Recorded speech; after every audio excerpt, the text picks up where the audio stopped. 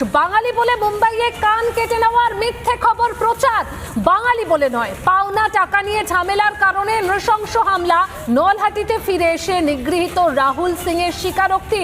বাংলাকে অশান্ত করতে আবারও মিথ্যাচারের পর্দা ফাঁস। মুম্বাই গেছিলাম কাজ করতে, মুম্বাই মালাটে কাজ করছিলাম। ওদের কাছে টাকা পয়সা পেতাম, মুম্বাই সেচরদের কাছে। বললাম কি বাড়ি যাব, আমাকে টাকা দাও। ওরা বলছে কি এখন আমার টাকা পয়সা ঢুকিনি। নিয়ে আমি পুলিশ কমপ্লেন করলাম। পুলিশ কমপ্লেন করার পরে ওখানে কিছু ছেলে নিয়ে আমাকে এখানে কানে ব্লেড চালালো। নিয়ে এই অবস্থায় আমি 2-3 দিন বাইরে ঘুমাচ্ছিলাম। নিয়ে আমি তখন দেখালাম, তো বলছে কি কান তোমার কেটে পাট দিতে হবে। তুমি ওখানে কি কাজ করতে গেছিলে? লেবারের। কতদিন ধরে কাজ করছিলে? 6-7 মাস। কোনো টাকা দেয়নি? না, আগে সব টাকা দিয়েছে, এবার যা এবার পেতাম ওই টাকাগুলো দেয়নি।